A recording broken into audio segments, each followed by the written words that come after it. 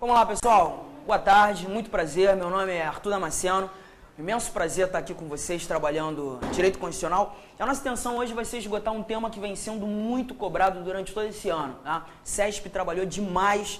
Hoje mesmo pela manhã aqui na cidade do Rio de Janeiro a gente teve uma provinha muito boa. Secretaria da Fazenda, tema cobrado mais uma vez.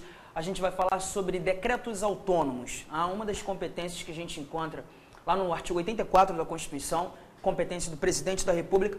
Mas a gente vai brincar um pouquinho para poder entender com tranquilidade, com efetividade, esse nosso tema, tá? Então vamos começar, a perder tempo não. Vamos lá, galera. Seguinte, esse nosso primeiro quadro aqui, a gente vai encontrar, né, as informações preliminares do Presidente da República. Vou fazer a leitura, acompanha comigo. Compete privativamente ao Presidente da República e nesse caput eu já... Deixa eu colocar aqui, né, a canetinha.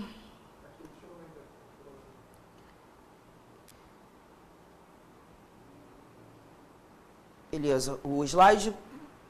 Show de bola. Nesse caput aqui, a gente já vai grifar esse privativamente. Galera, primeiro, nesse momento a gente já traz um retrato rápido do que a gente encontra a partir do artigo 21 da Constituição. Aquelas competências da União, você adora competência exclusiva, privativa, comum, concorrente. E é nesse momento que a gente percebe que quando tratando da competência privativa e da competência exclusiva, a gente já percebe uma diferença, né? Sempre quando tratando da ideia de competência privativa, é importante nós lembrarmos da delegabilidade, tá? E em percebendo essas competências do Presidente da República, elas se encontram num roteiro de competências privativas, aqui existe a possibilidade de delegação. Algumas destas competências estão apresentadas no artigo 84, né? São 27 incisos, algumas delas serão delegáveis para determinados indivíduos. E o que dá ensejo a essa ideia de delegação é o que nós encontramos no finalzinho desse nosso artigo 84. E o nosso parágrafo único determina que o Presidente da República poderá delegar as atribuições mencionadas nos incisos 6º, 12, 25, mas esse 25 apenas a primeira parte, aos ministros de Estado, ao Procurador-Geral da República e ao Advogado-Geral da União. Observarão os limites traçados nas respectivas delegações. Delegações estas que partirão do Presidente. Galera, mais um pouquinho acerca desse nosso parágrafo único. Você viu a informação acerca dos ministros de Estado, acerca do Advogado-Geral da União e do Procurador-Geral da República, né? E acerca desses três indivíduos apresentados aqui, a gente percebe que o ministro de Estado ele exerce um cargo que nós chamamos de ad nutum, que é aquele cargo que certamente você já viu em suas turmas teóricas, né? É de livre nomeação, livre exoneração. Podemos, inclusive, matar isso aqui percebendo que, para ser um ministro de Estado, levando em consideração as informações que nós encontramos no artigo 87 da Constituição, basta que este indivíduo tenha mais de 21 anos, tá? E que esteja em gozo dos direitos políticos. Será livremente nomeado pelo presidente, livremente exonerado pelo presidente. Não temos a necessidade de um concurso público, tá? O presidente tem a liberdade de escolher aqueles que estarão abaixo dele, subordinados a ele, exercendo o auxílio na administração federal. Ministro de Estado. Quando nós falamos do Advogado-Geral da União, mais uma vez nós iremos lembrar de um cargo ad nutum. Ué, Arthur, estranho, porque o Advogado-Geral da União, para mim, é aquele que chefia a Advocacia Geral da União, né? Que de maneira pragmática a gente lembra inclusive do escritório de advocacia da União, os processos judiciais onde temos a União como parte ré, a Advocacia Geral está atuando. Aqueles diversos advogados que fazem um concurso público para ingressar nesse órgão. E você está me dizendo que o Advogado-Geral da União, ele exerce um cargo ad nutum? Sim.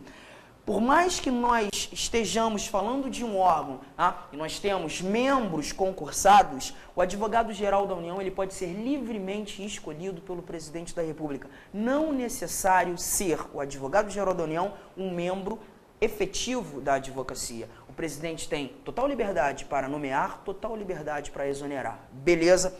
Claramente a gente já percebe que tanto os ministros de Estado quanto o Advogado-Geral da União são livremente nomeados, livremente exonerados pelo presidente, eles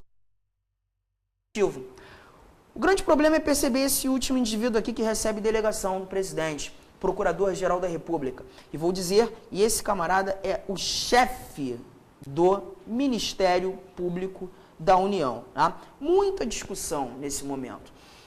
Um grande constitucionalista, José Afonso da Silva, ele determina que o Ministério Público ele é um órgão vinculado ao nosso Poder Executivo. E diversas são as orientações dadas por ele. A primeira está aqui, ó, PGR, que é o chefe do Ministério Público da União, ele recebe delegações, alguns incisos delegáveis, aqueles que já matamos, 6º, 12 e 25, primeira parte, esse PGR está recebendo delegação do presidente para exercer essas atividades. Né? Outro exemplo, o Procurador-Geral da República ele é indicado pelo presidente da República. Ele passa por aprovação prévia do Senado, mas a indicação ela é feita pelo presidente. Está percebendo uma proximidade muito grande? No âmbito do direito administrativo, a tia Maria Zalela de Pietro, ela determina que o Ministério Público já é considerado um quarto poder. Né? Certamente você já leu, já ouviu alguns professores comentando acerca desse assunto. Mas o nosso STF, por diversas orientações já tecidas, já determinou e já nos mostrou que o Ministério Público ele deve ser entendido como uma instituição permanente, sim, que é a informação que nós encontramos no artigo 127 caput, desvinculado e totalmente insubordinado aos poderes. Ele exerce uma função de fiscal da ordem jurídica. É por isso que você costuma ler em diversas obras, ele assume a função de custos legis, né? Fiscal da ordem jurídica. E nós vamos nos ater a esse posicionamento do STF, entendendo o Ministério Público como um órgão desvinculado, como uma instituição desvinculada, permanente, autônoma, insubordinado aos poderes. Não apresenta vinculação com o Poder Executivo, não apresenta vinculação com o Poder Judiciário, não apresenta vinculação com o Poder Legislativo. Entretanto, atua como um órgão ou uma instituição, uma função, né? E é essencial à atividade do Poder Judiciário, a atividade jurisdicional. Tranquilo? E percebendo que o nosso Procurador-Geral da República, que é o chefe do Ministério Público da União, Ministério Público este, que não é vinculado ao Executivo, mesmo examinando esses dados, o PGR recebe, foi apontado no parágrafo único do artigo 84 como um daqueles que vai poder exercer determinadas atividades, atribuições, competências do presidente por delegação. Beleza? Galera, vamos começar a nossa brincadeira então. A gente viu aquelas atribuições delegáveis, né? Mas eu começo tratando desses 3 incisos, 3º, 4º, 5º, porque esses dão ensejo a um entendimento acerca do processo legislativo. Inciso 3º já determina pra gente que compete ao presidente da República iniciar o processo legislativo na forma e nos casos previstos nesta Constituição. Processo legislativo a gente encontra a partir do artigo 59 do texto constitucional. O artigo 61, inclusive, determina diversas pessoas, autoridades, que podem iniciar o processo legislativo.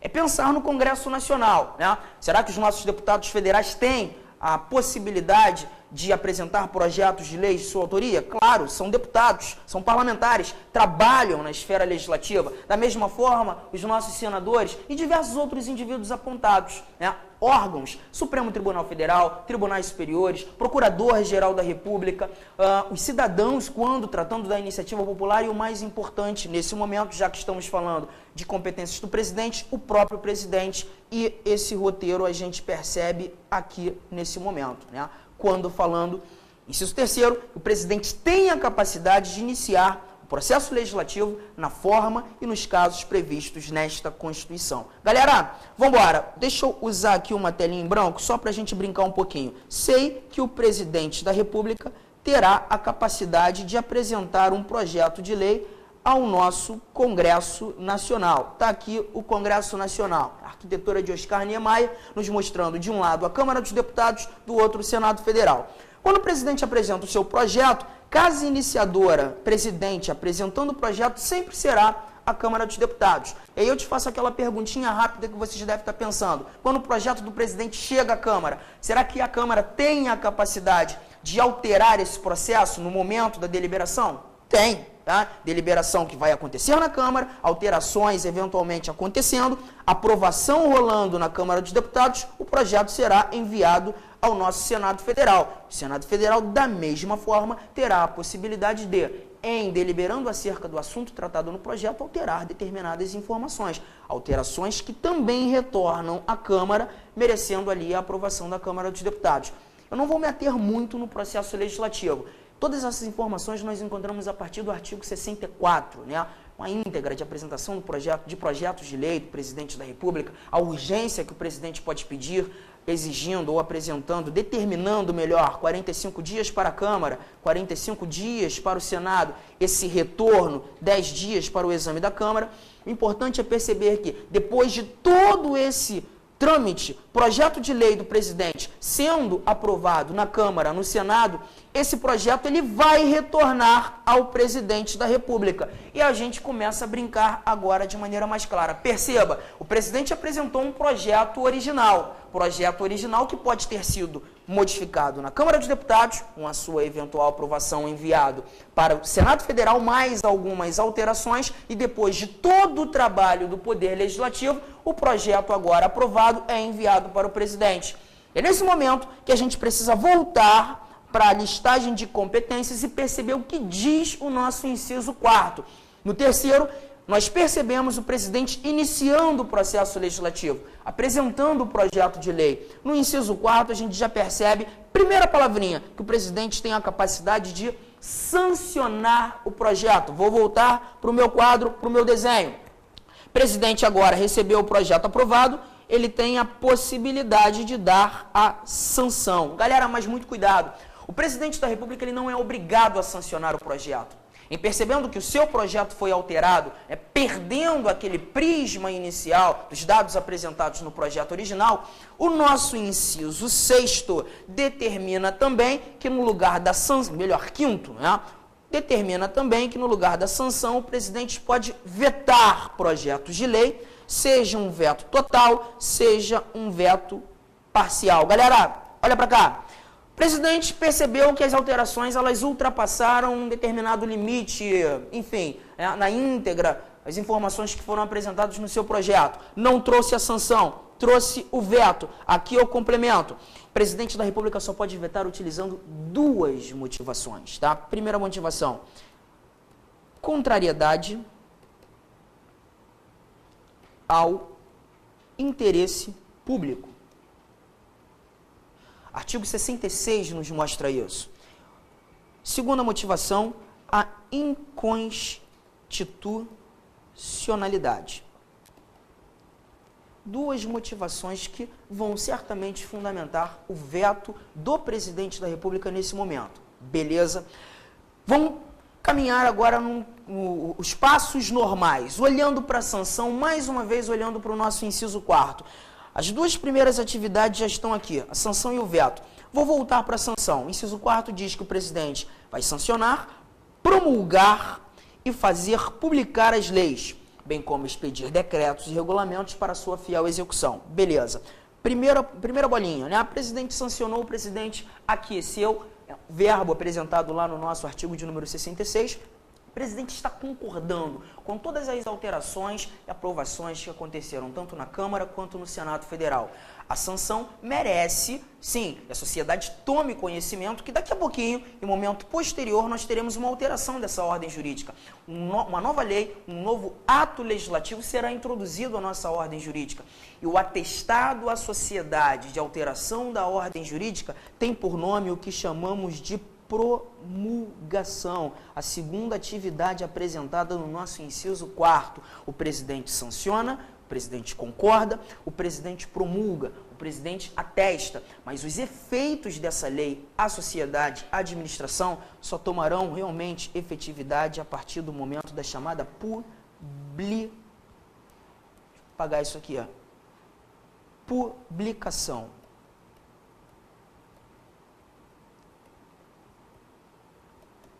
Beleza, galera? Então, a gente tem sanção, promulgação, publicação, e no direito civil você já percebe, né, os dados acerca da vacatio legis sendo respeitados nesse momento da publicação. Sanção, promulgação, publicação, passo normal, caminho rápido, beleza? Mas você já sabe que no lugar da sanção, o presidente poderia ter vetado, entendendo aquele projeto aprovado como contrário ao interesse público, entendendo o projeto, obviamente, sendo auxiliado pelos seus ministros de Estado, a própria Advocacia Geral da União, inconstitucional. Veto este que traz um caminho um pouco mais demorado, porque, galera, quando o presidente veta o projeto, esse veto deve ser levado novamente ao conhecimento do Congresso Nacional. E o exame do veto ele não mais acontecerá de maneira separada, sessões separadas, como vimos naquele primeiro momento, a apresentação do projeto. Agora, o veto do presidente será avaliado por uma sessão unicameral, deputados e senadores deliberando conjuntamente, veto que pode ser derrubado.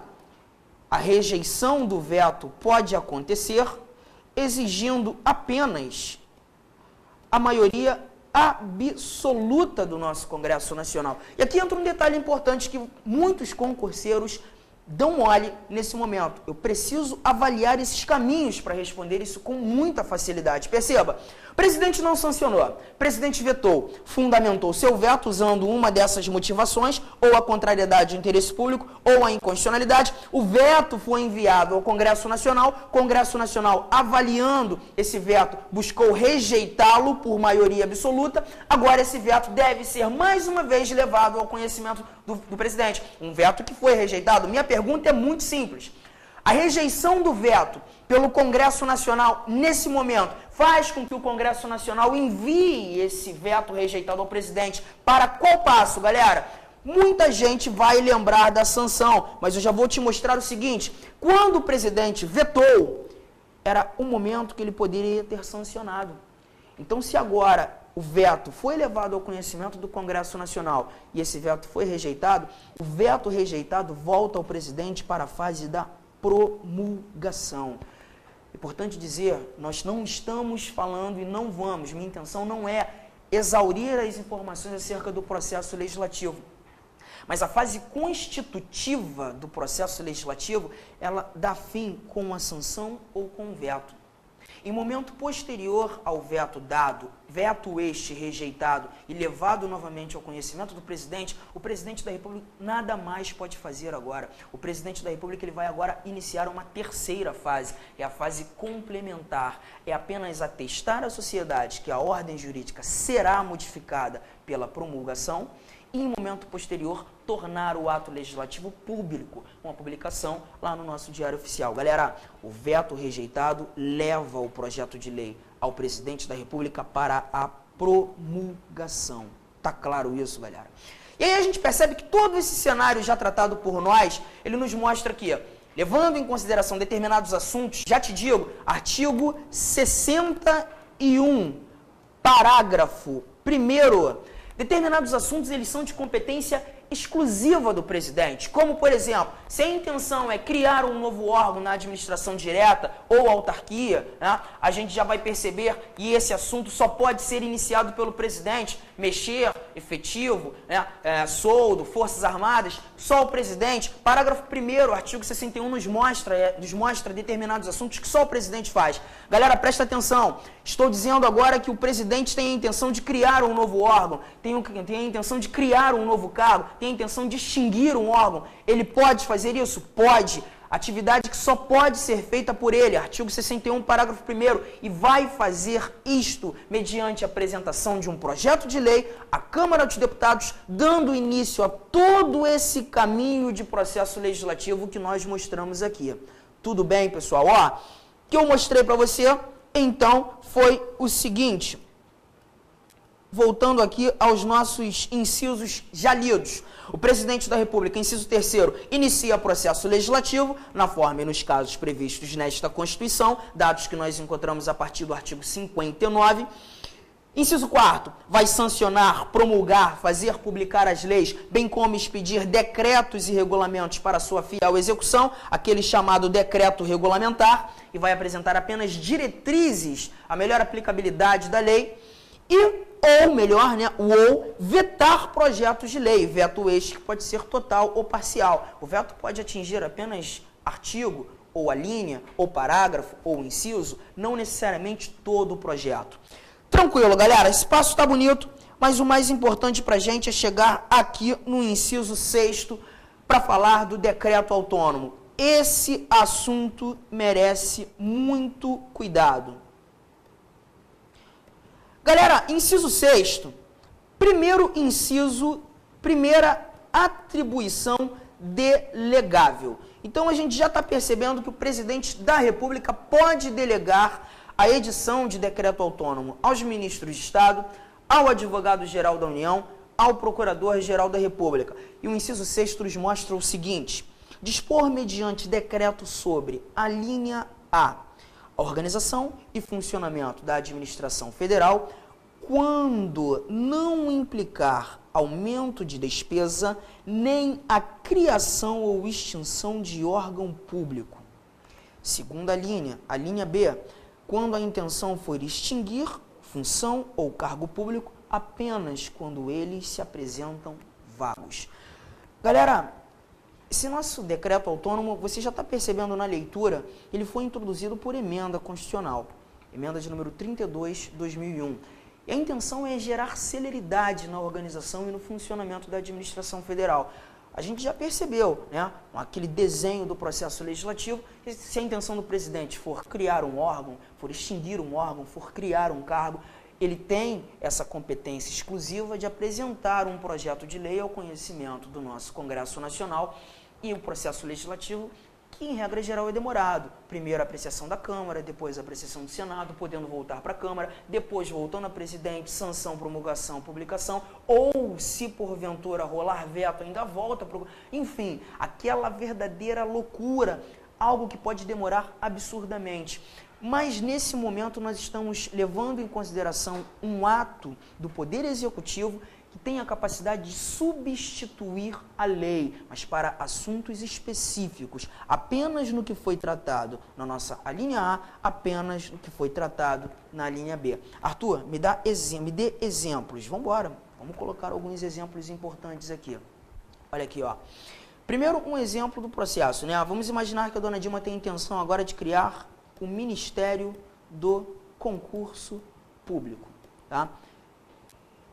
E se ela vai buscar criar agora um Ministério do Concurso Público, a gente sabe que vai precisar de um ministro de Estado, né? Então o Igor, que está aqui na sala com a gente, né, aguardando daqui a pouco um aulão aí, sensacional de direito administrativo. O Igor, dona Dilma ligou para o Igor, aquele domingão à noite, falou: poxa, Igor, vou criar um ministério, estou pensando em criar um ministério, um novo ministério, o Ministério do Concurso Público, tá? Não sei como proceder.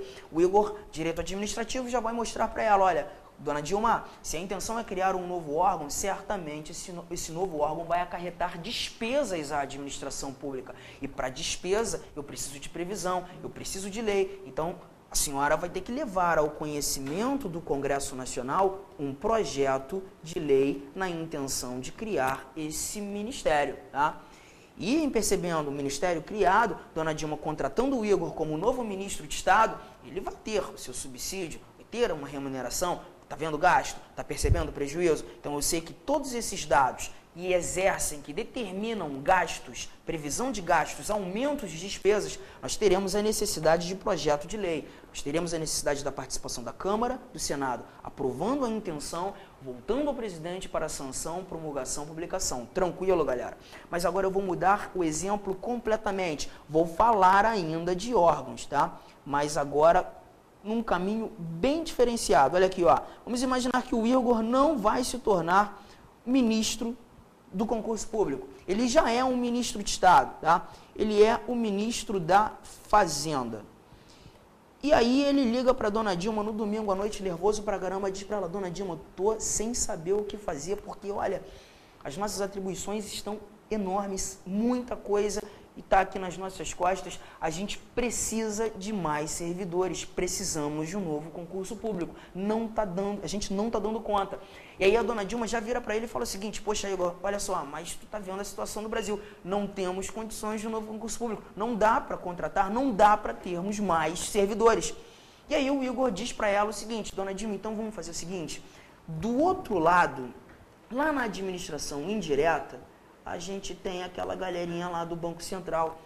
Porra, eles estão tranquilos pra caramba, tem servidor suficiente, a vida lá é muito boa, ganham bem também. Enfim, faz o seguinte, essas atribuições aqui, ó, X, Y e Z, que atualmente fazem parte do nosso órgão, elas podem ser muito bem levadas agora para o Bacen, porque o Bacen tem pessoal suficiente para dar conta dessas atividades sem a necessidade de provimento de cargos, sem a necessidade de um novo concurso público.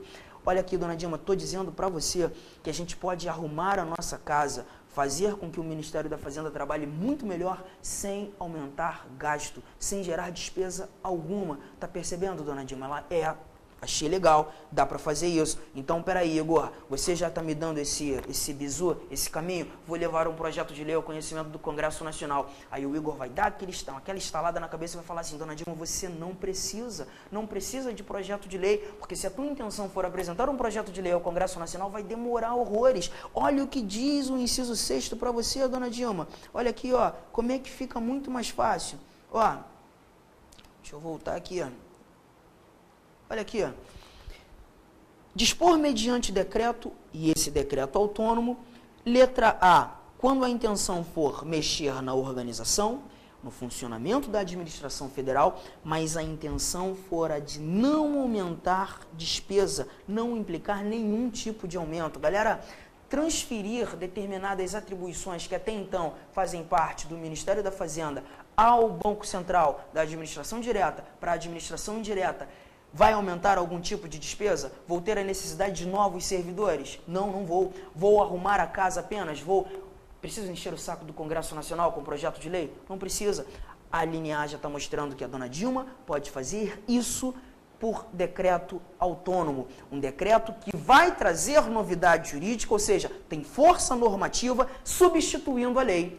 Tá percebendo, galera? E isso ela faz autonomamente, algo rápido, algo imediato. Mas se porventura a dona Dilma virar para o Igor no final da conversa e falar o seguinte, Igor, só tem um problema, tô sem tempo, tô cheia de coisa para fazer. A dona Dilma tá falando para ela que não vai conseguir, para ele que não vai conseguir fazer. Não tem problema. Mais uma vez o Igor vai alertar a dona Dilma de algo que provavelmente ela esqueceu. Dona Dilma, esse inciso é o 6º, é a primeira atividade no roteiro de competências do presidente da República, suas competências que podem ser delegadas. Perceba que essas delegações elas podem atingir o advogado-geral da União, pode atingir o procurador-geral da República, pode atingir ao ministro de Estado. Eu sou um ministro de Estado, delega para mim, eu mesmo faço. Tá percebendo, galera? Outro exemplo, agora olhando para a nossa linha B, a extinção de funções ou cargos públicos federais. Vou dar uma voltadinha lá na minha tabela para trazer mais um exemplo interessante. Olha aqui, ó. Vou voltar àquela brincadeira lá do Ministério do Concurso Público, tá? E agora o Igor não é mais o nosso ministro da Fazenda. O Ministério do Concurso Público foi criado. O Igor é um ministro do concurso público, mas ele não trabalha sozinho. Tá aqui, ó, nosso ministro, e abaixo dele nós temos 30 cargos. Tranquilo? Só que desses 30 cargos, a gente percebe que apenas 10 estão ocupados. E a dona Dilma anda um pouco chateada com o Igor agora nesse meu segundo exemplo, porque ela passa lá na frente daquela repartição, olha para dentro do ministério, tá lá, aqueles 10 servidores, todo mundo com a perna para cima da cadeira, tomando cafezinho toda hora, o cara que fuma desce para descer, desce para fumar 30 vezes no dia, enfim, todo mundo de bobeira lá, só que a dona Dilma não consegue pegar uma falha nesse ministério. É o ministério que está mais em dia com as suas atividades. E quando ela olha para a organização desse ministério, ela percebe o seguinte, tenho 30 cargos, apenas 10 estão ocupados, 20 vagos, mas as atividades estão em dias. Galera, te pergunto, esses 20 cargos vagos, estão fazendo falta as atribuições do ministério? Nenhuma. E daqui a pouquinho pode até rolar um novo concurso público para criar ou gerar aumento de despesa à administração federal. Dona Dilma, certamente nesse momento, olhando para o nosso inciso 6º, pode pensar em fazer o seguinte, vem comigo de novo, dispor mediante decreto sobre, olha para a letra B, a linha B, extinção funções de cargos públicos quando esses cargos estiverem vagos. Galera, a dona Dilma pode extinguir um cargo? Pode, em regra geral, vai fazer isso novamente, pela apresentação de projeto de lei. Aquele caminho demorado pra caramba, que o projeto vai passar pela Câmara, vai passar pelo Senado, enfim. Isso você já entendeu. Mas se porventura esses cargos estiverem vagos, como é que a nossa presidenta pode resolver esse trabalho, galera? Pelo decreto, famoso decreto autônomo. Galera, bisuzão de prova. O decreto autônomo para que você resolva nas questões com muita facilidade, você precisa levar em consideração e a intenção é mexer na administração federal, é mexer na máquina administrativa sem aumentar despesa. Então, pensa comigo, galera, se a intenção é criar um novo cargo, esse cargo vai gerar despesa? Vai. Se a intenção é criar um órgão, esse órgão vai aumentar a despesa? Vai. Se a intenção é mexer na casa, sem criar órgão, sem extinguir órgão, sem criar cargo, posso fazer isso por decreto autônomo? Se não for para aumentar despesa, se a intenção for apenas arrumar, melhorar, trazer um trabalho mais efetivo para a administração, apenas dessa maneira e há a possibilidade da edição de decreto autônomo. Tá claro, galera? Ó, a gente vai fechar apenas anotando alguns dados acerca desse decreto autônomo que você precisa saber, tá, galera? Vamos lá, você vai colocar o seguinte. Decreto autônomo. Primeira setinha. Atribuição delegável. E você já sabe para quem a dona Dilma pode delegar essas atribuições. Segunda setinha. Trabalha em substituição à lei. Tudo bem? Terceira setinha. Diferentemente do decreto regulamentar, que traz apenas as diretrizes acerca da melhor aplicabilidade da lei, esse decreto aqui, ele traz novidade jurídica. E se ele traz novidade jurídica, se ele é um ato normativo que parte da vontade do presidente da República, ou seja, um ato normativo federal, hierarquicamente igual à lei, a gente percebe que ele pode sofrer controle de constitucionalidade. E quem faz o controle de constitucionalidade, quase não saiu aqui, né? Quem faz esse controle de constitucionalidade no formato concentrado, você sabe, galera, o nosso Supremo Tribunal Federal. Ação direta de inconstitucionalidade, tratando de lei ou ato normativo federal, estadual. Ação declaratória de constitucionalidade, tratando de lei, ato normativo federal. E a gente ainda precisa trazer, numa aula de Poder Judiciário, a gente fala a beça dela, da DPF, da Arguição de Descumprimento de Preceito Fundamental, e apresenta caráter residual. Galera, esses dados você precisa guardar, todos eles relacionados ao decreto autônomo, tudo bem? Para a gente finalizar, nada melhor do que olhar para as questões, né? Então, vamos embora, deixa isso aqui. Ó. Olha aqui, galera, a primeira questão que eu trago aqui, ó. Daqui a pouco ainda vou falar desse 25 que é importante, tá? Olha aqui, ó, a primeira questão, CESP esse ano trazendo o seguinte para a gente. O presidente da República acumula as funções chefe de Estado, chefe de governo e suas atribuições constitucionais são delegáveis, são indelegáveis. Galera, você já viu comigo, a gente nem perde tempo para resolver essa questão. As competências do presidente foram apresentadas no artigo 84. Compete privativamente ao presidente. A ideia de competência privativa, a possibilidade de delegação. Sei que nem todas as atribuições do presidente da República são delegáveis, mas todas elas são indelegáveis. Existem algumas delegáveis. Então, quando o CESP te mostrou que o presidente da República acumula as funções chefe de Estado, chefe de governo, ok, aqui perfeito, tá? Quando nós olhamos para a chefia de Estado, o presidente representando soberania, né? Quando exercendo a chefia de governo, o presidente atuando na gestão, atuando na administração, as duas chefias, elas coincidem nas mãos do mesmo indivíduo, o presidente da República. Quando da necessidade de ser substituído, muitas vezes exercendo chefia de Estado, representando soberania fora do Brasil, como a gente viu agora, Conselho de Segurança da ONU, Dona Dilma aquela bandeirinha do Brasil, aquela plaquinha escrito Brasil com Z, Dona Dilma estava administrando? Não, estava representando soberania, não estava na gestão, estava na representação. A gente percebe a substituição acontecendo, seu vice-presidente não tomando provimento do cargo de presidente, apenas substituindo, mantém-se vice-presidente, exercendo as funções da administração. Beleza, essas atribuições nós encontramos no artigo 84 e já percebi, elas são delegáveis, algumas delas. Ó, primeira questão, você já sabe. Falso. Tranquilo? Mais uma, galera. Olha aqui, ó. TRT, essa, juiz do trabalho, inclusive, né? Tranquila demais. Emenda constitucional introduziu na Constituição Federal previsão de edição pelo Presidente da República de decretos autônomos que disponham sobre a criação ou extinção de cargos e órgãos públicos. Galera, primeiro, vamos analisar. Emenda constitucional introduziu na Constituição previsão de edição pelo presidente desse decreto autônomo. Tá perfeito. Emenda constitucional número 32, 2001, introduzido por emenda. Agora, decreto autônomo, ele pode dispor sobre criação ou extinção de cargos e órgãos públicos? Galera, pensa comigo. Extinguir cargos quando vagões gera efetividade, gera celeridade, melhora o trabalho? Sim, pode ou não pode? Pode, mas pensa comigo. Se a intenção é criar um cargo, estou aumentando despesa ou vou aumentar a despesa? Vou. Dá para fazer por decreto autônomo? Não. Se a intenção é extinguir um órgão, vou gerar despesa, prejuízos à administração, ao desenho da administração, posso fazer por decreto? Não. Esses dois dados, projeto de lei, decreto não. Mais um item que você está colocando aí, ó, como falso. Mais uma questãozinha, vamos embora. Olha aqui, ó. Com o objetivo de organizar a administração federal, o presidente da República pode, mediante decreto, extinguir cargo público quando vago, olha aí, ó, gerando melhor a administração, bem como extinguir órgão público. Galera, de novo, aquele prisma da utilização do decreto autônomo. Se eu tenho prejuízos, se eu aumento despesa, eu não posso usar decreto. Eu, presidente, tá?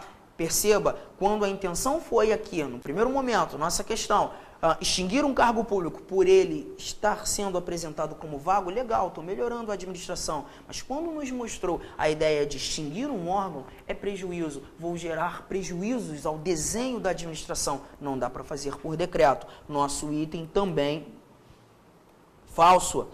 Mais uma. A Constituição Federal autoriza a criação ou a extinção de órgãos públicos por meio de decreto presidencial. Tá ficando fácil, olha aqui, ó. Órgão público, posso criar? Posso. Posso extinguir? Posso por decreto? Não.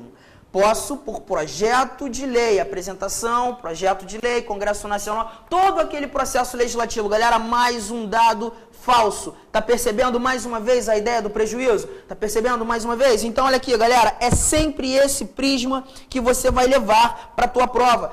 E todas essas questões versando sobre o decreto autônomo, questões formato CESP de 2013. Olha que linda essa questão aqui da ANS, galera, linda. Ó, se um decreto do presidente da República transferir para a Agência Nacional de Saúde Suplementar competências que sejam atualmente atribuídas ao Ministério da Saúde, e se essa modificação, olha que coisa bonita, se essa modificação não implicar aumento de despesas, tal decreto será constitucional. Várias nuances aqui, ó. Você está percebendo que a intenção do presidente da República é transferir atribuições de um órgão da administração pública direta a uma autarquia especial, a administração pública indireta, mas está clara na leitura da nossa questão, do nosso item, que essa intenção de transferir a atribuição não vai implicar aumento de despesa. E mais, está dizendo que esse decreto será considerado constitucional. Galera, decreto autônomo passa por um controle político de constitucionalidade ou um controle jurisdicional de constitucionalidade? Lembra que eu falei? Ele pode passar por aquele controle concentrado de constitucionalidade, STF. Está certíssima a questão. Linda questão. Tudo bem, pessoal? Vamos embora, porque resolver questão é tudo pra gente. Olha aqui, ó, mais uma. A competência do presidente da República para prover cargos públicos federais não pode ser delegada a ministro de Estado. Arthur, você não falou sobre isso. Pois é, a gente vai voltar um pouquinho aí no nosso material e olhar para o nosso inciso 25. Dá uma olhada aí nele, galera. Só apagar essa tabelona toda aqui para você ficar tranquilo na leitura do inciso aí comigo na telinha.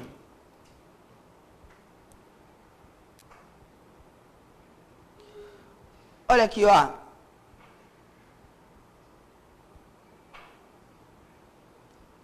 Galera, o 25 é mais uma atividade do presidente delegável. Nós só olhamos para o inciso 6º. Quando nós começamos a nossa aula, nós falamos do 6º, do 12 e 25. 25, primeira parte. Quando eu percebo que no 25 só a primeira parte é delegável, olha a leitura. Prover e extinguir os cargos públicos federais na forma da lei. Galera, só o prover. O presidente da República tem a capacidade de delegar. Provimento de cargos por concurso. Então eu já percebo que o presidente pode dar essa atividade, delegar, autorizar essa atividade aos ministros de Estado, ao AGU, ao PGR. Prover. Arthur, extinguir, ele não pode. Mas perceba, galera, essa extinção aqui, nós levamos a regra do cargo ocupado. Tranquilo? A minha pergunta, presidente da República tem a capacidade de extinguir um cargo público ocupado? Tem. Quando vago, Arthur, eu sei que tem. Mas perceba, galera, esse é o caminho, a coisa mais importante desse momento. O presidente da República, ele tem competência para extinguir um cargo público federal quando vago, quando ocupado. Os caminhos que são diferentes. Vou voltar para aquela questãozinha que a gente ficou na dúvida, né? Que a gente não conseguiu resolver, que olhou para esse inciso 25. Aqui, olha aqui, galera. A competência do presidente da República para prover cargos públicos federais não pode ser delegada ao ministro de Estado. Arthur, onde está esse provimento de cargos aí, competência do presidente? Está lá no inciso 25. Arthur, mas o 25 traz duas partes pra gente, o prover e o extinguir. Pois é, o prover é a primeira parte. Primeira parte é delegável? É. Então, presta atenção, galera. Quando você leu nessa questãozinha aqui, ó, TJ, trazendo pra gente que provimento de cargos públicos federais não pode ser delegado a ministro de Estado, já está falso.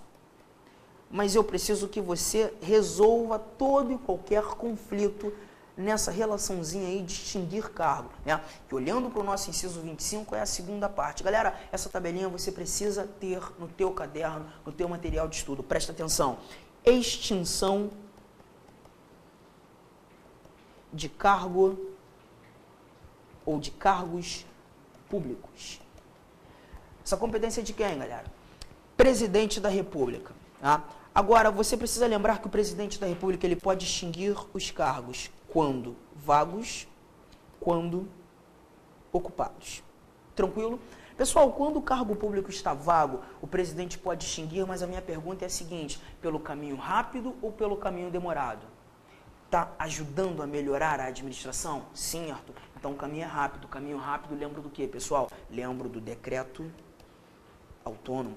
O presidente da República pode extinguir um cargo quando ocupado? Pode, Arthur, mas ele depende daquele famoso processo legislativo. Arthur, onde eu leio isso? Inciso 6º, inciso 25, segunda parte. Arthur, o presidente da República pode delegar algumas dessas atribuições aos ministros de Estado, ao advogado-geral da União, ao procurador-geral da República? Pode.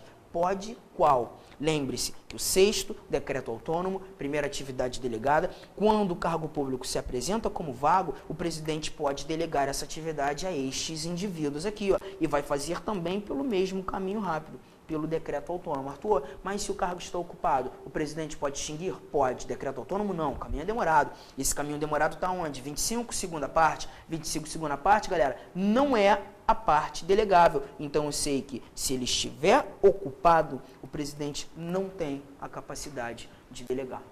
Tranquilo, galera? Bom, a gente matou aí informações acerca desse decreto autônomo, muito simples, algo que a gente encontra. Vimos no nosso artigo 84, inciso 6º, uma atribuição delegável. Tá? Nossa intenção seria até falar mais, acerca de mais alguns detalhes, mas numa próxima oportunidade nós teremos aí momento de falar mais sobre substituição, sucessão do presidente, cadeia sucessória presidencial. Estou fechando aqui, espero ter atendido aí a vocês, concurseiros, que sempre ou em determinados momentos tem alguma certa dúvida quando da aplicação desse instituto, decreto autônomo, matamos. E galera, agradeço a presença de todo mundo, tá? Agora vocês vão ter uma aula de Direito Administrativo com o nosso professor Igor Dalto, excelente, tá? e espero ter mais uma oportunidade de estar trabalhando com vocês aí. Qualquer dúvida, me adiciona lá no Facebook, no material tem lá o meu perfil, pega lá, anota, coloca pra gente poder trocar ideia, tirar qualquer dúvida. Valeu? Um grande abraço, boa tarde aí pra todo mundo. Ela diz que precisa